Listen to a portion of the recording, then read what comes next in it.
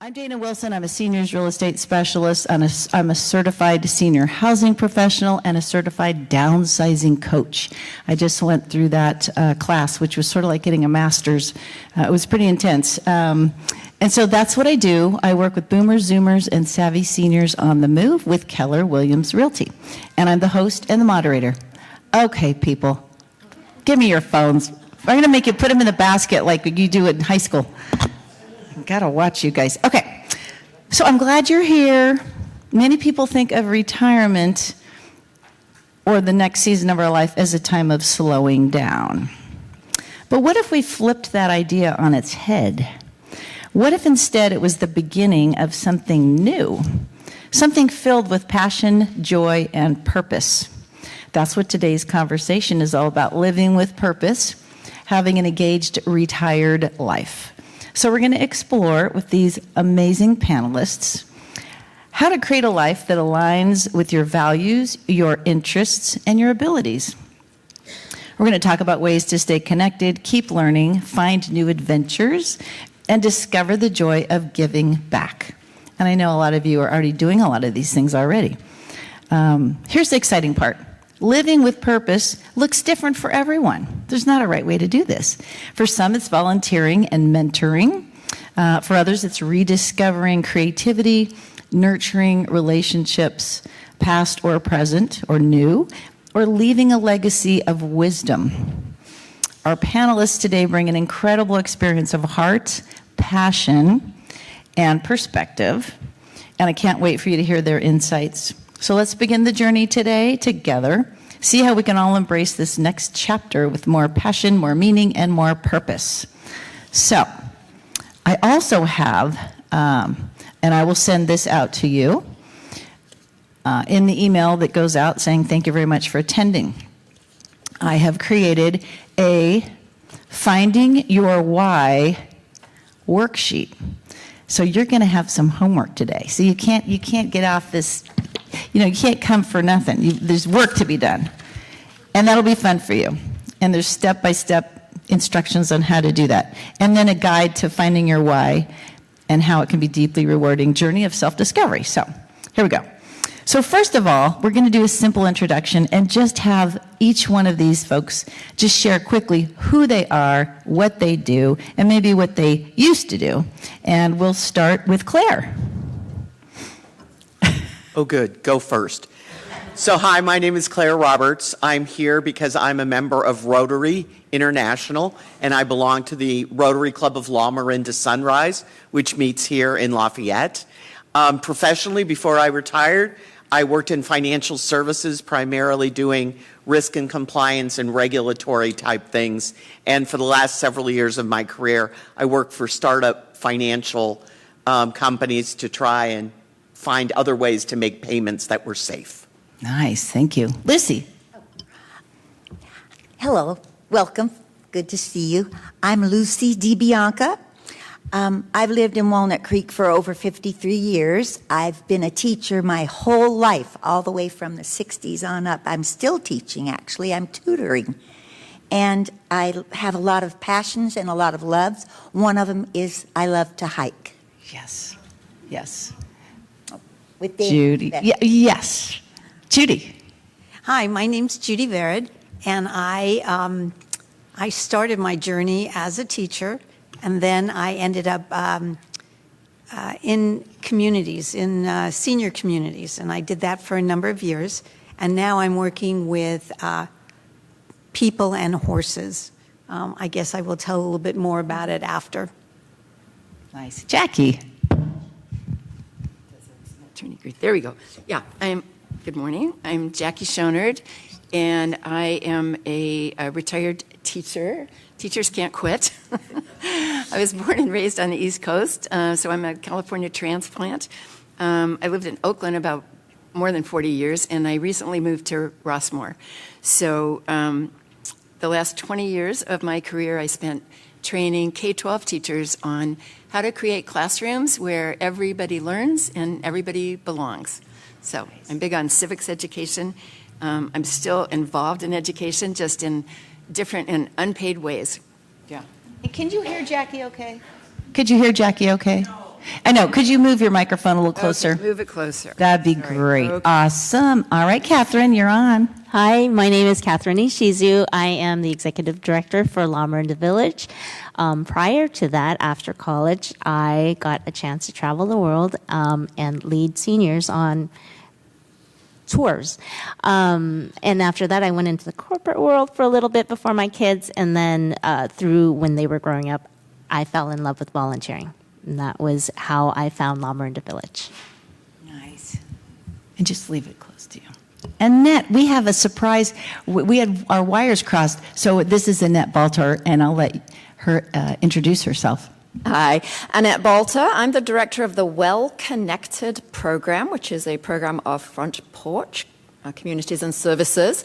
It's a nationwide virtual activity program for adults age 60 plus. And hope to share that with you today. Awesome. Thanks for having me. So, I mean, we've got some great speakers here. I'm very excited. Okay. Well, there are some universal markers of a successful, engaged life. And this is anybody at any age, right? Physically active lifestyle, mental stimulation, social engagement, meaning, purpose, and spiritual vitality. So, as we're talking to these lovely people today on the panel, but I want you in the audience to be thinking about, how do you create joy in your own lives? How do you do that? Is it nature? Is it exploring the outdoors? Is it going for a walk in the woods? Vacationing? Travel? Listening to music? Spending time with family and friends? Maybe it's buying yourself flowers. I've done that a couple times. Kind of fun. Maximizing your mobility. Maybe it's moving your body, stretching, yoga, Pilates. Maybe it's helping others. Or something else I love to do, refeathering your nest. You know, kind of doing some interior design and changing the pillows and the carpets. Some people, that brings a lot of joy too. So think about what you do to bring your joy, and then maybe also think about what can you do to clear out things that don't serve you. Okay, so that's a whole nother thing. So, Catherine, we're going to start with the big picture. As the executive director of the local La Miranda Village, does volunteering for or membership in the village bring opportunities for community involvement, learning, and meaningful engagement? Oh, thank you. Thank you for that softball. That is a very nice question to start with. Yes, absolutely. Our village creates meaningful opportunities for engagement. We have what I mentioned before was volunteering. We have 160 volunteers, 50 of whom are members as well. And besides the service opportunities that they engage in, for example, driving someone to a doctor's appointment or a handyman help or a friendly visitor, we do have people who share their past experiences with us. As facilitators of a class, for example, we have a chair yoga instructor who has been our chair yoga instructor for the last decade, volunteering. We have a retired cardiologist who does classes for us in meditation and brain enrichment. We have an author, published author, who leads our writers workshop, and also we have a board who shares their expertise from spiritualism to science to medical, law, and education, and they drive our healthy aging programming. And so there's lots of opportunities to engage in the programming as well for our members, but I think these two may have a lot more on programming as well. And you know what, I wasn't going to ask you, but I want to because it comes to my mind. I bet you there's a number of people here. How many people here are members of the La Miranda Village? Okay, so not that many. So maybe real quickly tell them how they might learn more about becoming involved. Either becoming a member, right? How would they do that? Oh, how to become a member? Yes. Absolutely. Please talk to us. Please talk to the members and see what they think of this. And basically, should I tell them about La Miranda Village? So we support older adults living here in La Miranda with volunteer help to stay safe in your own home. This goes from transportation, handyman, like I mentioned, computer tech, grocery shopping, friendly visitor, whatever you need, we will look up for you. And And then besides that, we have programming, like I said, targeting cognitive health, physical health, and social emotional health. So we have about 5 to 7 activities a week to help people stay engaged. But there's a national, it's v2vnetwork.org, I believe.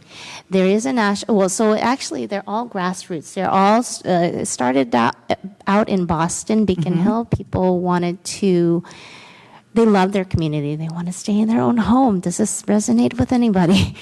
And they thought of a way to do that. And one of the ways was to find some volunteer support. And so these villages have popped up grassroots separately, individually all across the country, and has come to California.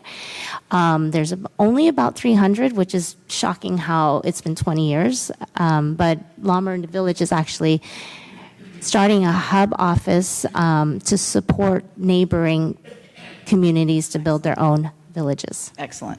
I've been really involved previously with the villages. I was on the team that created their Lunch and Learn Yes. series that was with Lomarinda, Walnut Creek, and Clayton. That's right. And actually shared a lot of my vendors with them, opened up my database and gave them a lot of my favorite handyman and painters or whatever. Wonderful. Over the years, they changed, obviously. But thank you. Thank you. Jackie, speaking of learning, as you heard, Jackie has a varied and rich background, but today she's here sort of representing, in a way, Ollie. And I'm going to ask her to say just real quickly what Ollie is and then how that can inspire and engage its members. Yeah. So OLLI stands for the Osher Lifelong Learning Institute. Bernard Osher started, he funded OLLI programs all over the country, including the one that I work with, UC Berkeley OLLI. And they offer classes that are free, they're fee-based classes, but we offer a lot of scholarships at OLLI Berkeley. There's an OLLI at CSU East Bay that has classes in Concord. We have online classes, recorded classes, and I think the big thing to know about OLLI, it's really a community. So once you join, you belong. The members organize book clubs and speaker events, meetups. OLLI has field trips and town halls. They're all free when you join. And the big thing, to me, it feeds my curiosity about the world. I've taken a ton of classes. The first class hit it out of the park. It was on understanding the 2016 election results. It kind of made my head spin. And what I learned from that was that we are not connecting and talking to each other across the country, across divides. And so I've learned a lot of resources about bridging divides. And I can share some of those later. Thank you. And if they wanted to learn more, they would go to what? Ollie. So olli.berkeley.edu. And we have some flyers. Nancy's here from the OLLI staff, and there's some flyers out there. Or talk to me out in the lobby after. Perfect. Thank you. Awesome. Claire, you've been deeply involved in Rotary. Would you share a little bit, Rotary International, share a little bit about how this has brought purpose to you and members? Yes, thank you. So Rotary International is a global organization of 1.2 million people in over 31,000 clubs around the world, in all parts of the world, addressing the needs and humanitarian services. These are leaders and business people in the communities, and it gives us the opportunity to identify what needs are. I joined Rotary here in Lafayette, and I belong to the Rotary Club of Lomarinda Sunrise, because I was looking for a way to give back. I was looking for an opportunity to not only make a difference here in Lomarinda and here in the East Bay, but also to do something globally. One of the big projects of Rotary since the late 80s has been polio eradication. So if you go out and talk to younger people today, in fact, when I've gone and talked to some college kids, I have to stop and explain to them what polio is. And isn't that a great thing? So in these days when there's so much need in the world, Rotary has the opportunity to make a difference. Globally, we work with Shelterbox, who brings, who brings temporary housing and care to people. We work with La Miranda Village to help bring through our home team to be able to do small chores, replace battery smoke detectors, your toilets running, and we can go out again with the idea to help you stay in your home. And so there's so many aspects of Rotary. Why I joined initially was because of Home Team. My mom lived in Sonoma. She had a village of people that was supporting her so she could stay in her own home. And so I wanted to be able to pay it forward. Whether you're interested in education, environment, maternal health and care, there's lots of different aspects of Rotary, and you can bring your projects. There's a hands-on opportunity and in our local communities, but there's also an opportunity to see where you can make a big difference in the world. I love it. I love it. Good stuff. My grandpa and my uncle were real big Rotarians. And I have interesting stories that I'll share another time about that. And the big Easter bunny at their Easter, scary. Anyway, Annette, tell us what Well Connected is and how that helps people stay engaged. So I mentioned we're a virtual activity program. You kind of know what virtual activities are since COVID. Everybody learned how to Zoom and stuff like that. We've been around for 20 years. The goal of our program is to provide social engagement and connection opportunities for older adults across the nation. We do this in a couple ways. We have about 100 what we call groups every week. Our program is free. We are a nonprofit organization, so we do all that good stuff. And the two types of groups we have are conversation-style groups. These are things like your traditional book clubs, Bible study, basket weaving, whatever you do in person, we do virtually. Those groups are led by our peer volunteers, occasionally professionals, occasionally students in training, but mostly our peer older adult volunteers who we manage, and we have hundreds of those. We also have lifelong learning opportunities similar to Ollie. We bring in expert speakers in a variety of fields to provide learning opportunities for our members, of which we have thousands across the country. And those could be in the areas of how to manage your diabetes or how to learn, a new skill, how to prevent falls. Maybe you enjoy museums. We have partnerships with museums across the country to bring us their exhibitions virtually, and those are docent-led, as you can imagine, high-quality experiences. So we have those kind of couple things happening in our program. The goal, as I said, we learned a long time ago that social connection is really important for your health, right? There was a seminal study that people often quote about the downsides of social disconnection, which I think we're experiencing across the globe, especially since COVID, that social disconnection is as bad for you as smoking 15 cigarettes a day. Right. So the opposite of that is to stay connected. And how do you do that? You do that in what works for you. You have to find meaningful opportunities, and that's what we're talking about today. Well Connected can be one of those meaningful opportunities. We have people tell us who have been in this program for many years that they have found friendships, that their brains are engaged, and they are able to pick up the phone and talk to somebody pretty much between 7 a.m. and 7 p.m. Pacific time every single day of the year.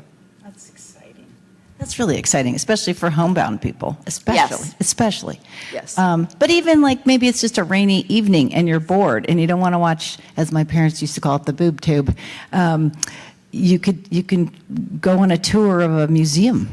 I've never been to the Smithsonian. I would like to tour the Smithsonian. I mean, yeah, anyway. We have one of the Smithsonians, the Latino Smithsonian Museum. We do have them on our roster, so yeah. And how would someone find Well Connected? Call us or go online. We produce these lovely brochures. We call them catalogs. There's one in Espanol, todo en Espanol for your native speakers out there. which is meant for native Spanish speakers, and the program in English. So it looks kind of like your adult ed catalog, right? You get one of these 3 times a year, depending on what you sign up for. And what's the website? And the website is wellconnectedprogram.org is the short way to get to the English version. There's a little postcard out there on the table with English on one side, Spanish on the other. And there's the website, there's the phone number. Perfect. Call us, talk to our friendly staff, or go online and you can. And what we're going to do, if you're not, if you can't write all this down as fast, we're going to get all these links and emails, and it'll be in your follow-up email. So don't panic. Okay. Judy, where are you, Judy? There you are. Judy. So I work for a nonprofit called Connected Horse that was created to work with people with early memory issues and their significant other. Could be a spouse, could be a child, it could be a partner. And they both have needs.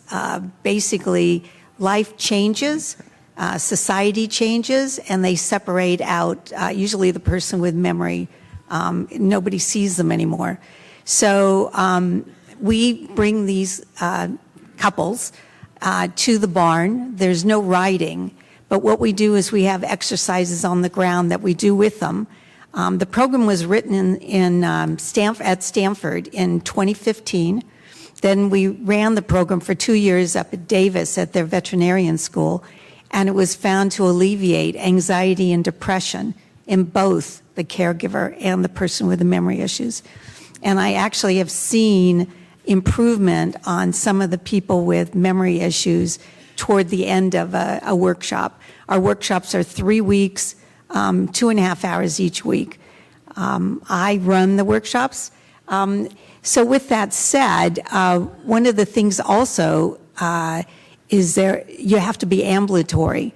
And if somebody's not ambulatory, we created a box, and in the box are all sorts of items from the barn. We have videos online from the barn, and I have to say I stopped taking blood pressure medication because it's very slow. It's very, it's just the beauty of a horse, and I don't know if any of you know anything about horses. I'm not a horse person, but I learned that horses are prey, which was fascinating to me, but they have eyes on both sides of their head, and they can feel somebody's heart rate from 4 feet away. So if our participants come up to a horse, the horse will probably remove themselves. So we have volunteers that work with them and just give them the concept of maybe just taking a breath and see if the horse comes back. And the horses are very social, and they do come back. And so there's a lot of feeling of fulfillment, especially with the people with memory, that they actually have more control than they thought they did. So anyway, we do have these boxes that we've been doing in communities, and we also, the boxes can be used at home with all sorts of questions and smells and feeling, all your senses. So as far as volunteers go, we use volunteers out at the barn. And the other thing we do is use volunteers that go into communities and run our program with the boxes. So we can always use volunteers, and there's information about volunteers out in front. And it's wellconnected. It's connectedhorse.org. Perfect. That's awesome. I'm feeling more calm as you're talking about it. Yeah. It's amazing. We had one participant this last time. She said it was better than all of her medication and her psychiatrist. And real quickly, where are you located? This particular barn is in Pleasanton. Perfect. We do it on Sunday afternoons, so no traffic. Perfect. Yeah, perfect. Thank you. I'm going to move on to part 1, which is resilience and identity. And of course, living with purpose isn't always simple. It comes sometimes after facing some challenges or big life transitions. So, it could be health changes, could be downsizing. That's a biggie for a lot of you that have already done that are in the room. I know you've already done the big downsizing dance and survived. Or it could be, life transitions, losing a loved one. So, Lucy, my dear friend, how can seniors reframe those experiences into opportunities to live more meaningfully? Well, I've just recently downsized to a smaller home from our large home we've been in for over 50 years. And I've also just recently, now here I go, it's really hard, lost my husband over a year ago. So I've right in there. So, but you know, I look at life as an adventure and I like to be surprised. So I like to, for instance, I'm driving down the street to somewhere, and I saw the Lesher. Oh, there's an art show over there. I'm going to go over there and see. And then there's this, they had an exhibit a few months ago of a tree. They had cut a tree down, a 100-year-old tree in Boundary Oaks that was rotting, and it was dangerous for the golfers. So they cut the tree down and invited artists to come and choose pieces of wood and make something. And the artists and the creativity, they burnt the wood, they chopped the wood, they carved the wood, they made all these really interesting pieces and had an exhibit at the Lesher. So I like to do things like that, just kind of something that just strikes me. I try to be surprised every day. The loss of my husband, hard, real hard. You can see I'm still teary about it. But you know how I keep myself, what are you asking? You're asking us Resilience. to. Resilience. So what I do is I like to garden. So I'm watering my plants at our home, and I get the hose and I write his name with the water. T-O, in water. And I water my bushes and my flowers that way. So that's how one of the things I do to overcome obstacles. I'm not sure. I think that. I'll tell you one thing. I will fill in the blanks for you. I was kind of thinking, you know what, that's a big Order. It's a big deal to lose your person, right? And I thought, well, maybe Lucy will slow down for a while. No. In fact, she was here just a few seminars ago asking how she could get involved with, and she listed all these things.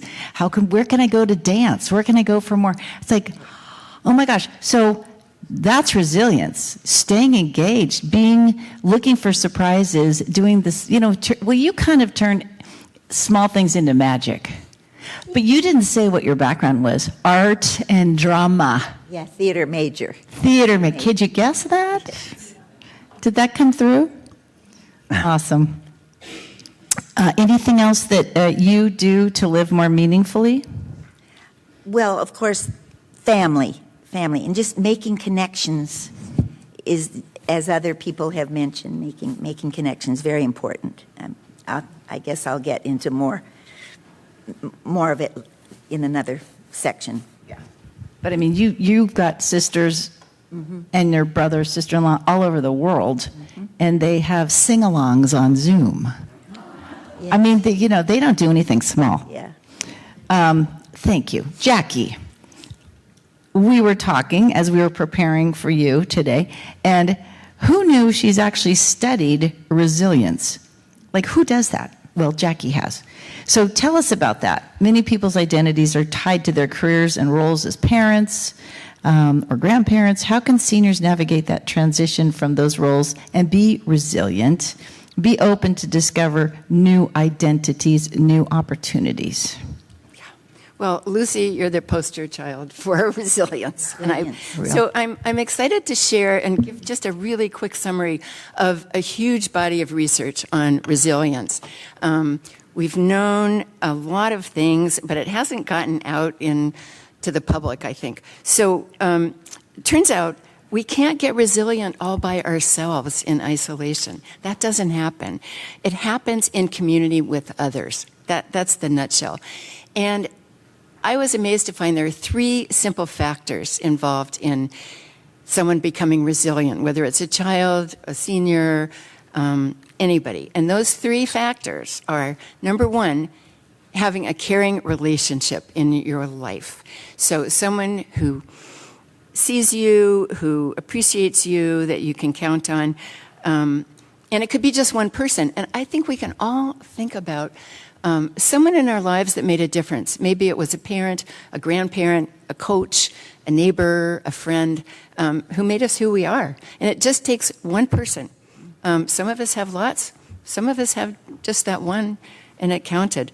The second factor is positive expectations. So having someone who sees the good in you and encourages your potential. So when I was little, I had a neighbor, Dorothy Nolte, babysat me when my mom worked, and she noticed that I loved to read. One day she said to me, "Jackie, I think you could be a writer." And I tucked that away, buried it for many years, and it kind of nagged at me. Well, 70 years later, here I am in a memoir writing group that spun off from an OLLI class during COVID. And I have made best friends. I feel like I am a writer. And I can't tell you just what a difference it's made. And I'm even writing about resilience and some experiences with students and as a teacher. The third factor, opportunities to participate in something bigger than ourselves. So whether it's being in a community chorus or a hiking club, or for me it's OLLI and several other things, being in community with others just brings you alive. So those three things, caring and support, and I'll send you a little link to this. I love that. Thank you. So, and I want to mention one thing. So OLLI has a vital aging series, and I came across it. There was a lecture from a Nobel Prize winner about stress reduction and good stress and bad stress. Who knew? Her partner wrote a little book called The Stress Prescription, and it turns out the bad stress, like worrying and ruminating, shortens our life. It makes it harder to enjoy life. But the good stress, like exercise, which I'm prioritizing, good stress helps us live longer. Interesting. I better figure out what my stress is, good or bad. I don't know. I definitely have some, I think. Pretty sure. Okay, let's go on to the next section, which is connection and belonging. We've been talking about that. We know that it's a great predictor of purpose, right? Staying connected. But there are some common barriers to do that. Sometimes we already mentioned isolation, health challenges, right? Your mobility maybe, or fear of change. I know people at all different ages actually that literally have a fear of change. They do not like trying new things. And I just feel so sad for them because they're missing so much fun and adventure and excitement and surprises. But Catherine, I'm going to ask you, isolation is something many seniors struggle with. We know this. And it can lead to depression and more health issues, etc. What are some creative ways you've seen people stay connected to friends and family and community even through these barriers? First of all, I want to say that Annette here, she stole my thunder. I was going to talk. I mean, I have here 3 single-space pages of notes, and she's winging it, and she blew the thing off. The 15 cigarettes. It's all good, Catherine. It's all good. It's 15 cigarettes a day. Isn't that shocking? I mean, it's worse than. It's worse for you than diabetes. Being lonely is worse for you than it increases your diabetes. It advances dementia. It's bad for your health. All of these things. So, one of the creative ways, surprisingly, actually, during COVID, we adapted to being on Zoom immediately in 2020. We got our members, and we taught them how to get on Zoom right off the bat. It was very awkward and uncomfortable, but now it's become a part of our programming.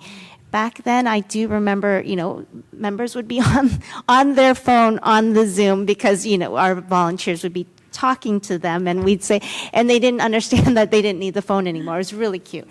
Quarantinis, remember those? So we did social activities on Zoom back then. Now our members are very comfortable. That's one thing. If you haven't used that yet, it's a great way to connect, whether with the programs that people have or with your family, just to see them and talk to them. It's like a video phone. It's very cool. I'm sure most of you are familiar with that, but we also have facilitators, like I mentioned, who are volunteers, who do things that are of interest to themselves, but then it's nice. For example, a knitting group, joining a knitting group. One lady who likes to knit, she calls it Knitwits. Come and chat and knit together. Just join something that resonates with you. It could be a living solo group. It could be in-person activities, but walking with friends, calling somebody, all of those things are important. I love it. Yeah. Thank you. Oh, I'm sorry, there's one more thing. I'm sorry. We Sure. do offer, so besides our members, we do offer things like Swell, Senior Wellness. It is just around the corner. It is a drop in, have coffee, no pressure. If you come, you come. If you don't, you don't. And it's open to the community, and it's been so popular that we are lucky to be able to do it 3 days a week versus once a week. So this is Tuesday, Wednesday, and Thursday drop in for coffee and at the little cafe right outside the library here. Awesome. This will start soon. All right. Boy, we've got 5 pages of questions, and I don't know how we're going to get through them in the next 25 minutes, but we're going to try. Judy, where are you? Judy, what are some community spaces, programs, and traditions that foster a renewed sense of belonging that you can think of? Because you are very well connected. I think that I look to these 2 ladies over here and their programs, actually all 3. I'm very familiar with them, and I suggest to the seniors to get involved in all of them because they're easy and interesting. As far as socializing, we've got Lucy here, who also exemplifies all the things that you can do. I think that the people that I work with, basically people who now are unique within themselves, we do things to help them grow together. So people who have somebody with memory issues usually doesn't socialize anymore with their norm. So now we get these couples together, and they get together and they socialize. So there's a thing called the Memory Cafe, similar. It's not separating the person with memory and the caregiver. They come together. And so they have experiences that they can enjoy together and go forth. I love that. You know, another thing that nobody's mentioned, and that's how I did a lot of volunteering, was through my church, through your church or your temple, right? Because they have sort of ready-made volunteer opportunities. So, I mean, you can do Meals on Wheels. I've done Habitat for Humanity. I used to do home communion. There's all sorts of ways you can get involved through your place of worship if you belong to one. And visitations. And visitations, people that are homebound that would just love to have tea with somebody and chat. And that's so fun. It's just really fun. Okay. Claire, why do you think so many of us are fearful of change? I mean, what is that all about? Well, I think we all have egos, and healthy egos can make us afraid to admit that we don't know. So let's think about one of the biggest changes that all of us have taken, and this, right? So we were talking about getting people on Zoom. So in 2020, when we all needed to suddenly go on Zoom, my job in our Rotary district, which has 68 clubs that go all the way up the central part of California, all the way up to Weed, which is about 25 miles from the Oregon border. And I needed to teach people how to run a Rotary meeting on Zoom. And sometimes I needed to teach them how to get onto Zoom so I could teach them how to run a Rotary meeting on Zoom. I came to a lot of people who were afraid. They were afraid, they didn't know how to do it, they didn't want to look silly. and they didn't want to admit that they didn't know how to do it.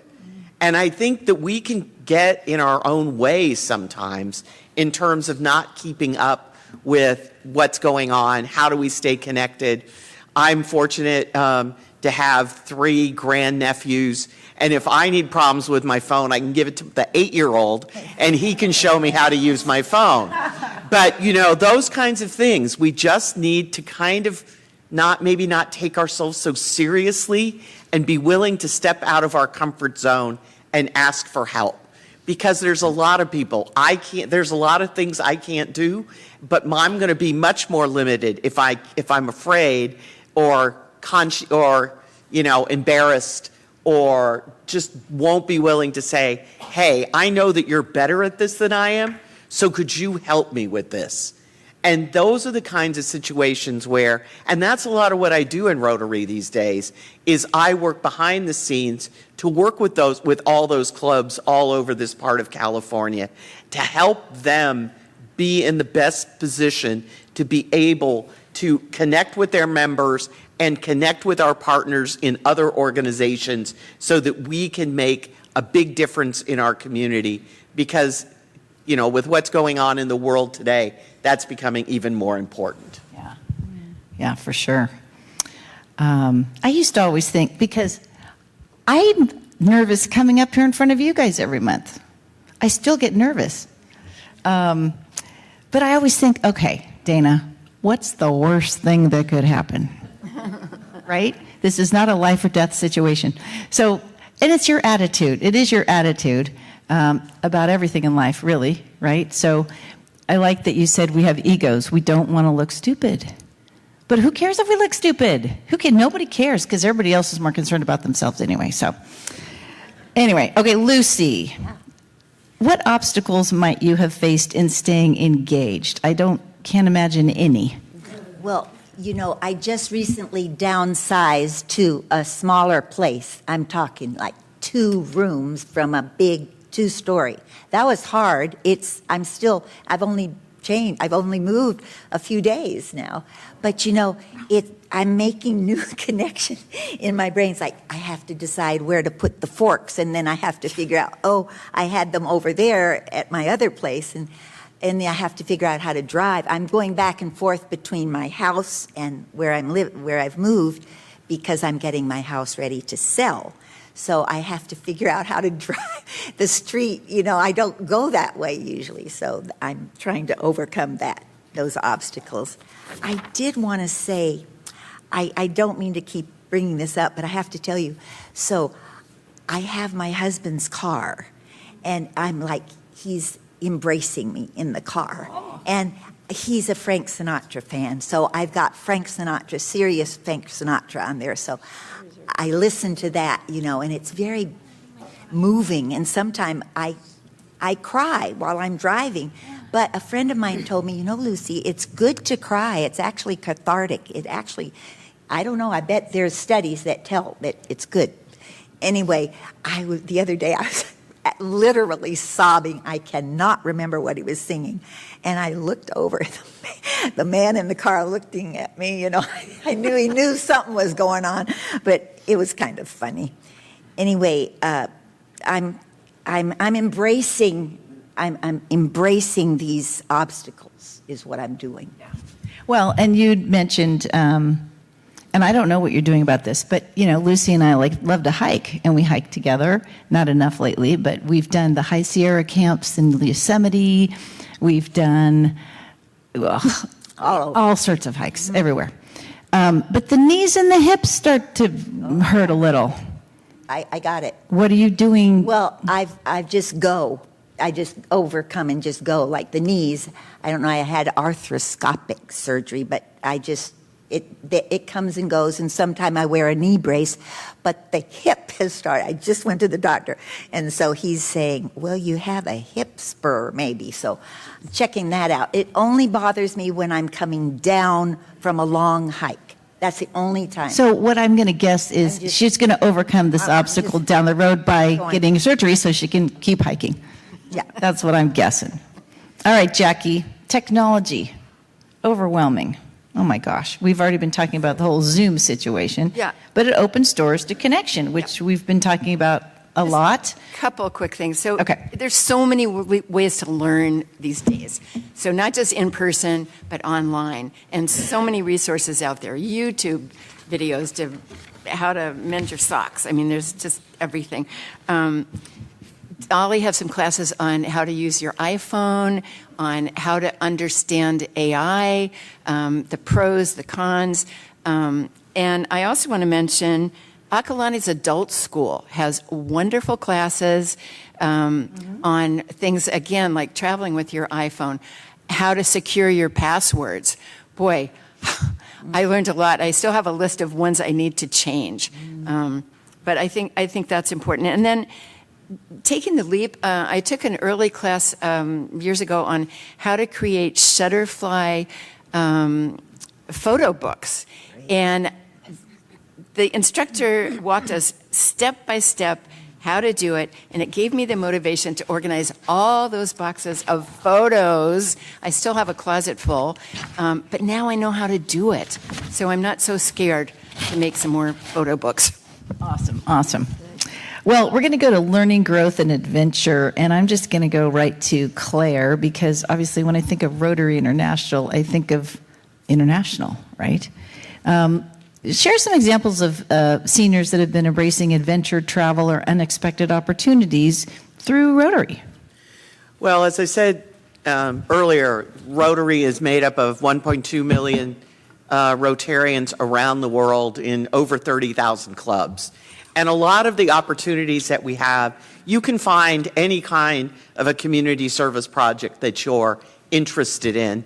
And one of the opportunities, some of the opportunities that we have from some of the clubs that are in this area are, one of them is going to Guatemala to work on putting cement floors and safe stoves for families who live in these, we're just going to call them huts, and that might be generous, so that they can be in a safer environment and so that they can do that. It gives you an opportunity. Now, some of you may have been to Central America before, but I doubt that many of you may not have had the opportunity to go into some of these small communities and meet the people and sit with them and see how generous they are.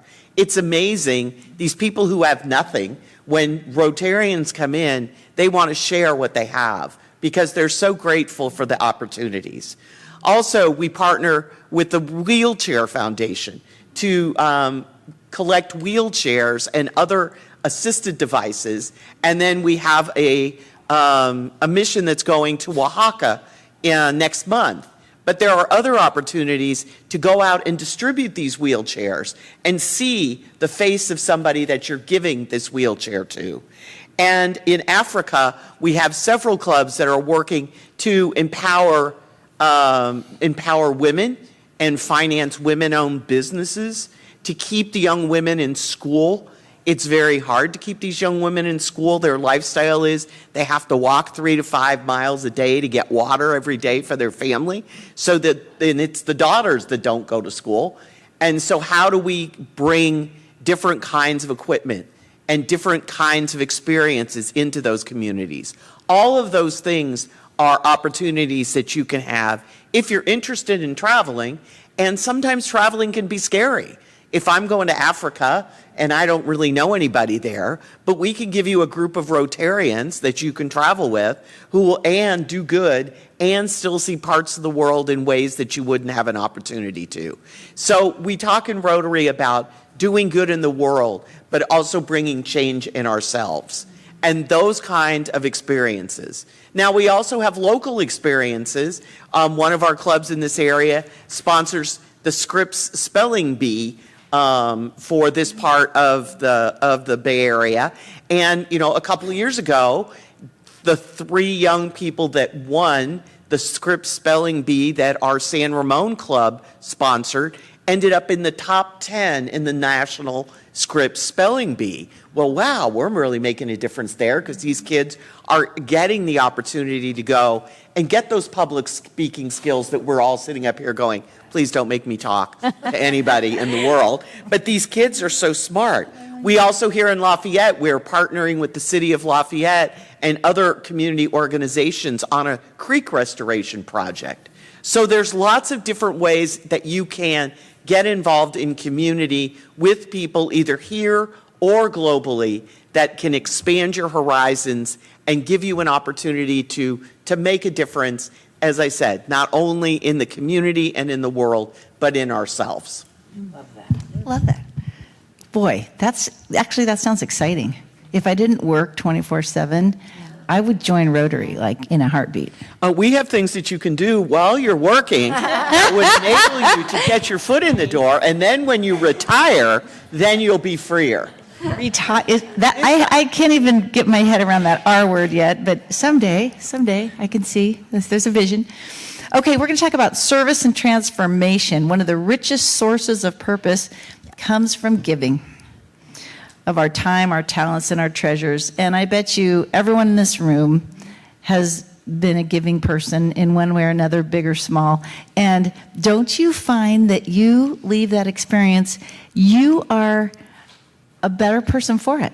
Like, it makes me cry. It's life-changing. And it could literally be something as simple as walking down the street and smiling.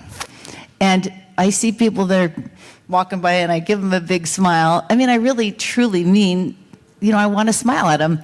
And then they go, and they smile back. It's like, yes. It could be small or large, but I want to talk about that. And I want to ask Catherine, we're talking about volunteering and how the volunteer is the one that often feels the most fulfilled. And have you seen service change someone's outlook, bring them joy, or even a new sense of identity? First of all, so true. A smile, it's so easy to do. It does change other people's feelings. So I thank you for sharing that. We have a beautiful saying at La Miranda Village, and it's called valuing the gift of service.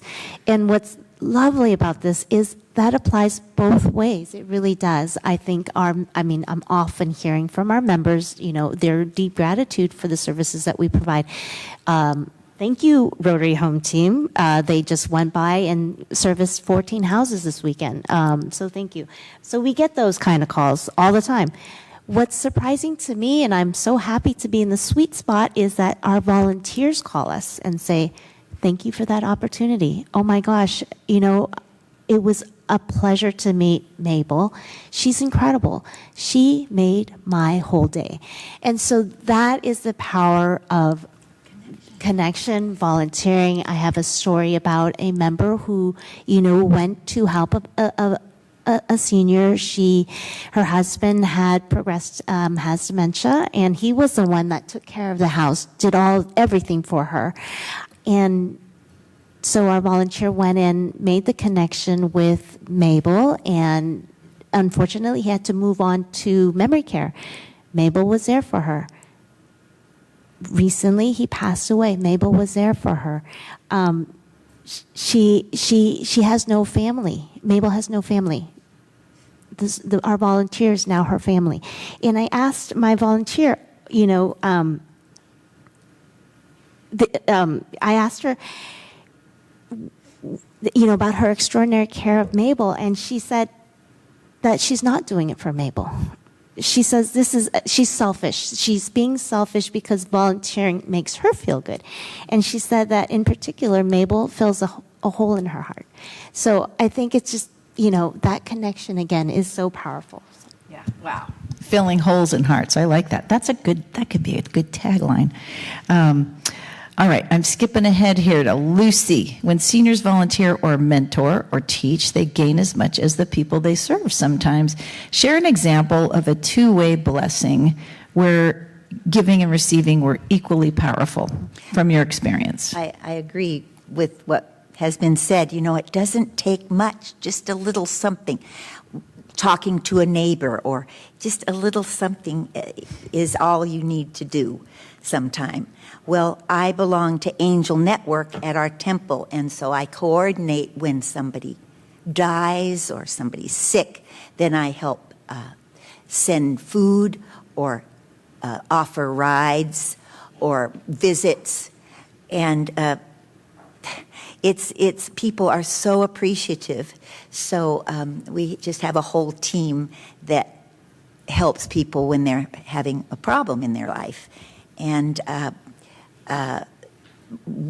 one example is there's a couple that I visit, an elderly couple, and one of the wife is a lawyer and the husband is an artist, and we just have the best time. We've become friends, and they're on my list to visit on a regular basis. And so mentoring, volunteering, I agree. It's it's best. It makes you feel really good that you're helping people. So. Well, but giving too. So Lucy used to do this adorable thing for me and my family. Randomly, we'd open the front door and there'd be something on the front porch. Pumpkin. It could be a pumpkin. It could be a poinsettia. It could be books to read. It could be goofy things for the kids when they're little for 4th of July. It's like that. I never have told you how much joy that brought me. Anyway, but that's very giving. So to be giving of things like that, and it doesn't have to be things. Again, it could be your time. It changes people's lives. So I'm trying to watch the time because we have so much good stuff to talk about. Annette, do you have anything you want to share about service or transformation and how you see two-way blessings of people that volunteer or receiving the gifts of service? Absolutely. I can add a couple things. I think what you're talking about is that reciprocal bond. I think it was the Gene Cohen and you may know Gene Cohen, he's the father of aging and creativity, or creative aging, and he called it a reciprocal bond because it's a two-way street, right? There's also another study that was done quite some time ago, is the Widows Study in Georgia, and they studied widows who volunteered versus widows who didn't. And it turns out that even the widows who spent just 2 hours a week volunteering had the same sense of being connected as the non-widows. So I'm not saying that volunteering can replace your husband. But giving is definitely reciprocity, right? We use volunteers to run our program. They tell us that what they get out of the program is just as vital as what they're giving to others. They're basically holding a space for people, right? Because we have volunteers who facilitate all of our virtual groups. And so holding that space for people to be able to share with each other and connect with each other, it is really vital. And there is a volunteer opportunity for everybody. There really is. If that is something that you can't, exactly what you've all been saying, whether it's a smile or talking to a neighbor or getting involved with an organization that's a little bit more formal, it absolutely is something that will bless your life. I love it. So purpose can also come from joy and creativity. So, Jackie, many people rediscover hobbies or passions later in life because they finally have the time to do them, right? You're not going to work, you're not sitting in traffic for 3 hours a day. If you live around here, you go to the city to work or whatever. How do activities like writing, gardening, art, how do they contribute to a sense of fulfillment? Oh, gosh, I'll try to be brief. I mentioned the creative class I took on Shutterfly books. I've done the joy of singing numerous times. I don't think you have to be a professional singer to be in a community chorus. It's transporting to blend your voices with other people. Ollie has some classes that are happening in Lafayette, and one of them is the joy of singing. I signed up for another one on string quartets. But I want to say we have these intergenerational dialogues, and I think hanging out with younger people is just the best. And I'll mention, I don't know if you're going to get to the legacy question that last. We'll try. Go ahead if you want to. But I'll just say my thing is hanging out with younger people is a genius idea. The intergenerational dialogues at Ollie are structured conversations on topics like free speech, could be controversial. This next one is going to be about the Constitution. But what is so wonderful is hearing from these thoughtful young people, young men and young women, a lot of international students, and just listening to them gives me hope. So that's one of my pieces of advice. Hang out with awesome. younger people. I love it.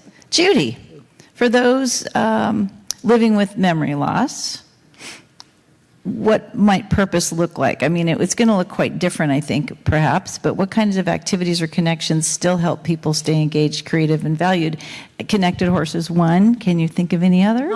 I think there are yoga classes. There are different classes. There are adult day programs that have a lot of activities that go on during the day. I think that if you are aware of couples, even children with parents with memory issues, I think it's really good for them to do things together. I think that just because somebody has memory loss, that doesn't mean they're not of value.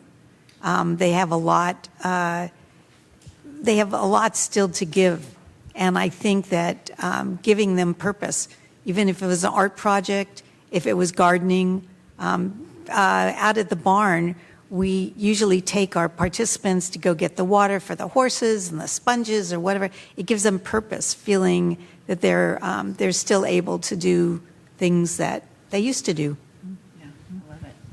So Jackie touched on legacy and spiritual fulfillment. I'm going to ask Catherine to describe purpose and how purpose can be part of your spiritual journey, right?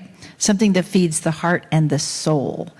And how do you see seniors connecting with purpose on a deeper spiritual level? Well, as we get older and hopefully more mature, purpose becomes less about careers and your achievements and more about connections. I think that's the key piece that we've been talking about, your impact on others. It might mean mentoring younger generations, nurturing relationships, volunteering, sharing wisdom, or simply just being present for others. I think that's purpose right there. Nice. And this will be our last question, and then we'll get to your questions and our little raffle prize, but I think this is a good one. I'm going to go down the row, ladies, and I'm going to ask each of you in turn to answer this. If you could give one piece of advice to someone who feels they don't have as much purpose as they did maybe when they were working, or caring for someone or what have you, what would you tell them? And what one image would you share what looks like a life fully engaged, no matter what age? What would that picture be? So I'm going to start with you, Claire. I think Dayna mentioned earlier about finding your why. And what is it that you're passionate about? Is it the environment or youth, education? And then find an organization that you can join, that you can contribute to. It'll give you community. It'll give you that community of like-minded people who want to be able to have a similar why to you. And that's what Rotary can offer. And if you don't find it on the first group, we have lots of Rotary clubs around here. I can point you to all of them. They meet at different times of the day. Keep looking until you find one that you feel connected to. Because when you find that group that you're connected to, then that purpose will come through much more, will resonate much more robustly. And that goes for anything, right? Whether you're going to do knitting online with Well-Connected or do something at your church or whatever. It's like you find what you love. And again, I hope my Finding Your Why personal worksheet I created will be helpful to you. But it's hard because sometimes I wake up and I think, I wonder what I want to be when I grow up. Like, what is my purpose? Why am I here? I'm still trying to figure that out. So I'm loving all this here today. Lucy, what's your one piece of advice? Well, you're already very interesting people. I just find people fascinating. So everybody has a story to tell. And I just do what I love. Do what you love. And I love hiking. I love dirt. just walk on the dirt, and you've got the trees, you've got the sun, you've got the clouds. It feeds your soul to be out in nature, away from cement and cars. So I envision an image of you walking with a friend out in a park somewhere and just enjoying life that way and being in the sunshine.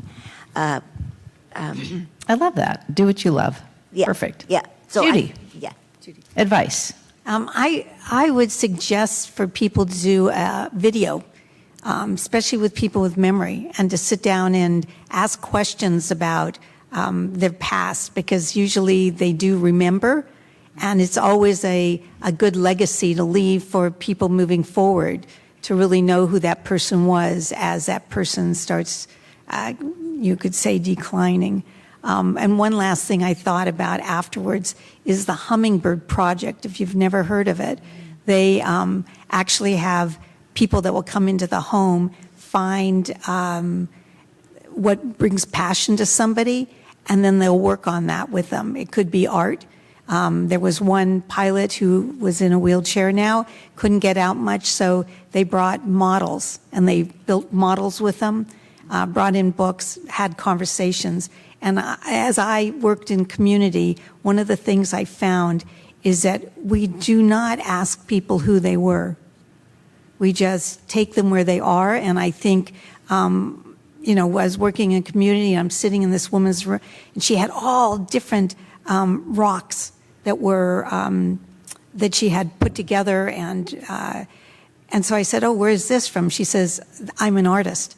So we created a art show for her. And I think that was her happiest day, because people could see who she was and the talents that she actually had. I love that. Thank you. That's a lot of stuff, not just... Jackie? Yeah. So my advice is get curious about the world. Ask yourself questions. What do you want to learn about? Find something, maybe something you know nothing about, and go for it. So the image, just like Lucy, of people...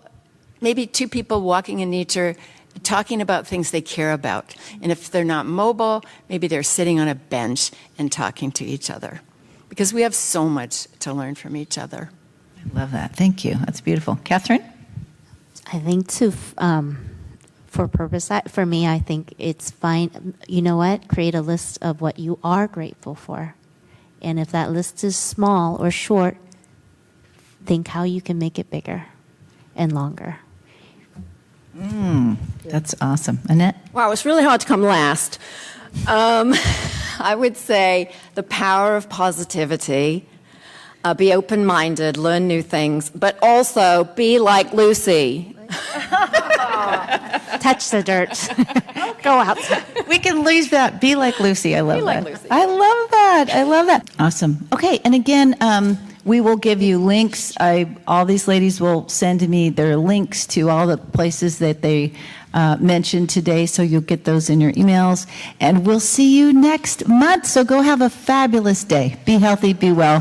Thank you.